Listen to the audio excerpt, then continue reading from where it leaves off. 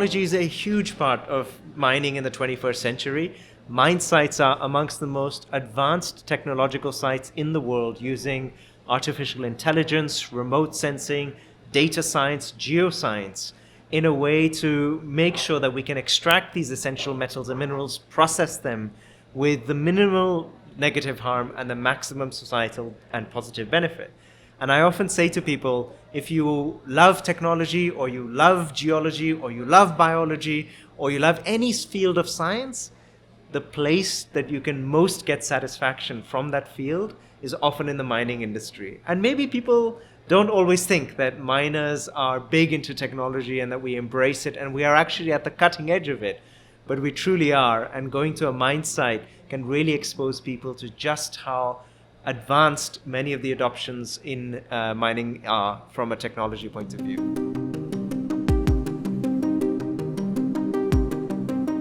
This is a once-in-a-generation moment in time where the relationship between mining and society is being redefined. Because what is happening is we are changing our economy at the scale of the Industrial Revolution, but at the speed of the Internet Revolution. And right at the heart of that sits the mining industry. Because in order to supply the world with the critical minerals that it requires for the new technologies of the future, mining will have to grow exponentially in order to supply those essential materials. But to do that, we're going to have to mine and operate differently to how we've done it in the past. Let's take the example of tailings. In Brazil, of course, we had the really horrible tragedy of Brumadinho in 2019. And through that, we have learned the importance of managing all tailings dams safely. And that is what ICMM companies have committed to doing by applying the global industry standard on tailings management. At the same time as managing those dams safely, we're also investing a lot into finding ways of mining where we don't have to generate as much tailings in the future. So that not only do we manage our dams safely today, but we can imagine a future in a few years' time where mining can be done without generating a lot of tailings. And that's just one example of where there's a lot of research into technology and adoption in the industry.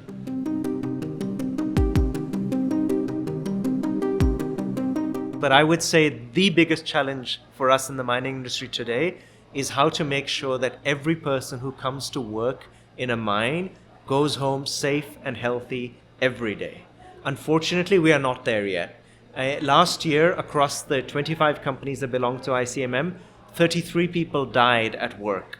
That is 33 too many. We cannot accept a single fatality in our industry. The goal we must work to is a goal of zero harm, both physical harm as well as psychological harm. And that must be our number one challenge, because until we can guarantee safety for everybody who works in our operations as much as possible, everything else has to come secondary, because there's nothing more precious than human life. And of course, that commitment to safety and well-being extends not just to the people that work in mining, but also to the people that live in our communities. So once we are focused on zero harm, it tells us that keeping people safe is the most important thing we need to do. And then from there, we can make sure that the environment is protected, that we are returning as much value as possible to the local community. But our first priority will always be safety.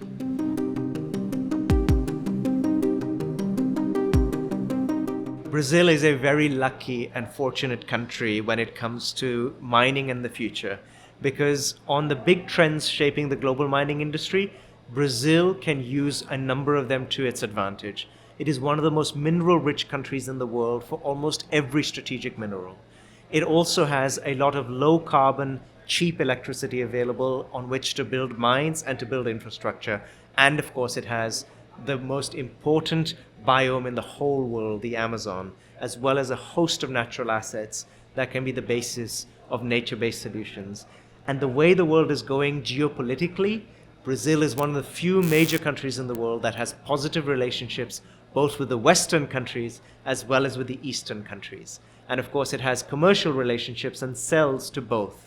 And that puts Brazil in almost a one-of-a-kind position. I cannot think of another major economy with these combinations of factors as Brazil has. So it really is Brazil's moment, it's Brazil's opportunity. And I know that the leaders of the Brazilian mining companies are committed to turning this into a once-in-a-generation transition for the benefit of people and the lives of people in Brazil.